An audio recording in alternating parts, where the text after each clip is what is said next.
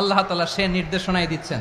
আল্লাহ তাআলা ইরশাদ করছেন, ওয়া'তাসিমু বিহাবলিল্লাহি জামিআন ওয়া লা তাফাররাকু ওয়াযকুরু নি'মাতাল্লাহি আলাইকুম إذ كنتم أعداء فألف بين قلوبكم فأصبحتم بنعمته إخوانا وكنتم على شفا حفرة من النار فأنقذكم منها كذلك يبين الله لكم آياته لعلكم تهتدون الله أكبر পড়েন।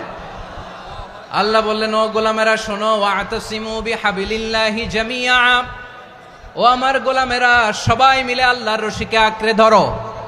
আল্লাহর রশি হলো ইসলাম, আল্লাহর রশি হলো কোরআন। আল্লাহ বললেন কোরআনকে আঁকড়ে ধরো, ইসলামকে আঁকড়ে ধরো। একা একা আঁকড়ে ধরলে চলবে না, জামিআ সবাই মিলে আঁকড়ে ধরো। এই আদেশটা আমাদের জন্য দান করেছেন কে? আল্লাহ তাআলার নির্দেশ, ওয়া'তাসিমু বিহাবলিল্লাহি জামিআ, সবাই মিলে আল্লাহর রশিকে আঁকড়ে ধরো। হাবলুল্লাহ মানে আল্লাহর রশি। হাবলুল্লাহ মানে কি? রশি। এই হাবলুল্লাহ আল্লাহর রশি বা আল্লাহর রজ্জু দ্বারা উদ্দেশ্য হচ্ছে ইসলাম। আল্লাহর রশি দ্বারা উদ্দেশ্য কি? তাফসিরে অনেক ব্যাখ্যা এসেছে। এরকম পরিস্থিতিতে তাফসিরের সূক্ষ্ম সূক্ষ্ম বিষয়গুলো আমরা শোনাতে চাই, কিন্তু পরিবেশ হয়ে ওঠে না। আল্লাহর রজ্জু বা আল্লাহর রশি দ্বারা উদ্দেশ্য হচ্ছে ইসলাম। আল্লাহর রজ্জু বা আল্লাহর রশি দ্বারা উদ্দেশ্য হচ্ছে কোরআন। কারণ কোরআন আমাদেরকে ঐক্যবদ্ধ করে, ইসলাম আমাদেরকে ঐক্যবদ্ধ করে। চিল্লায় বলেন ঠিক কিনা? এজন্য আল্লাহ বললেন, তোমরা আমার রশিকে আঁকড়ে ধরো, বিচ্ছিন্ন হয়ে না। আমার দেয়া নেয়ামতগুলো স্মরণ করো। যখন তোমরা ছিলে শত্রু, তোমাদের মধ্যে হৃদয়ে আমি আল্লাহ ভালোবাসা ঢেলে দিলাম, ফলে তোমরা সবাই ভাই ভাই হয়ে গেলে। তোমরা সবাই ছিলে জাহান্নামের কিনারায়, জ্বলন্ত অগ্নিকাণ্ডের পাশে। আমি আল্লাহ দয়া করে ঈমানের বদৌলতে তোমাদেরকে আগুন থেকে ফেরালাম। আমি আল্লাহ দয়া করে তোমাদেরকে জান্নাতের পথ দেখিয়ে দিলাম। সুবহানাল্লাহ পড়েন। এমন পথ দেখালাম যেই পথ তোমাদেরকে জান্নাতে নিয়ে যাবে, পথের দিশা তোমরা পাবে। লাআল্লাকুম তাহতাদুন। প্রিয় ভাইরা, তাহলে আমাদের যে ঐক্যবদ্ধ থাকতে হবে, এই নির্দেশটা কার? নাকি মন মতো আমি বানায় বলতেছি? আওয়াজ করে বলুন, নির্দেশটা কার? আল্লাহর। তাহলে আমাদেরকে ঐক্যবদ্ধ জীবন যাপন করতে হবে। প্রিয় ভাইরা, ইসলাম আমাদেরকে ঐক্যবদ্ধ করে। ইসলাম আমাদেরকে কি করে? সংঘবদ্ধ করে, ঐক্যবদ্ধ করে। বিচ্ছিন্ন হওয়া যাবে না। বিরোধ, বিচ্ছিন্নতা, মতানৈক্য, এগুলো আমাদেরকে ধ্বংস করে, আমাদেরকে দুর্বল করে। আর আমাদের ঐক্যবদ্ধ প্রচেষ্টা আমাদেরকে বিজয়ের দিকে এক ধাপ এগিয়ে নেয়। চিল্লায় বলেন ঠিক কিনা?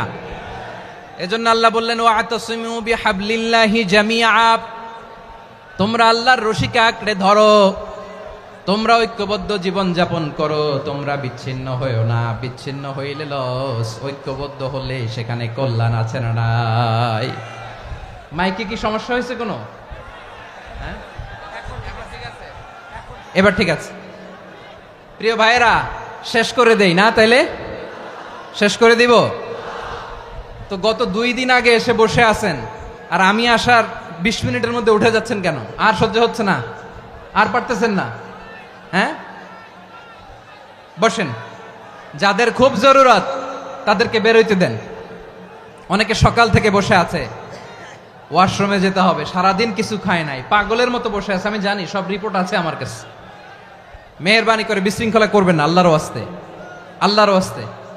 যাদের কষ্ট হচ্ছে বের হয়ে যান। আরো কয়েক মিনিট কথা বলে আমরা শেষ করব। আল্লাহর ওয়াস্তে, আল্লাহর ওয়াস্তে বলার পরেও এরকম বিশৃঙ্খলা করা মোটেও কাম্য নয়। প্রিয় ভাইয়েরা, আল্লাহর ওয়াস্তে, এই শব্দটা কতবার ইউজ করেছি আমি, আল্লাহর ওয়াস্তে। আপনার বুক কাঁপে না? হ্যাঁ, ভয় হয় না আল্লাহর? একটু থামেন, একটু থামেন, মেহেরবানি করে, মেহেরবানি করে। এই তো, হ্যাঁ, মাশাআল্লাহ। আল্লাহর ওয়াস্তে প্রিয় ভাইয়েরা, ঐক্যবদ্ধ হতে হবে আমাদেরকে। আদেশটা কার? একটু আওয়াজ করবেন। ঐক্যবদ্ধ জীবন যাপন করতে হবে। আদেশটা কার? আমাদের আগে যে সমস্ত জাতিগোষ্ঠী ধ্বংস হয়েছে, বিভেদের কারণে হয়েছে। বিশ্বনবী বলেন, বুখারীর বর্ণনা, ফা ইন্নামা আহলাকাল্লাযীনা মিন ক্বাবলিকুম কাসরাতু মাসাইলিহিম ওয়া ইখতিলাফুহুম আলা আম্বিয়াইহিম, তোমাদের আগে ইহুদি নাসারারা যারা ধ্বংস হয়েছে, আমার গজবে উপনীত হয়েছে, দুইটা কারণ ছিল। নাম্বার 1, কাসরাতু মাসাইলিহিম, বেশি প্রশ্ন করত, প্রয়োজনে অপ্রয়োজনে নবীরে প্রশ্ন করে আটকাইতে চাইতো, এরকম ডাকাত ছিল তারা।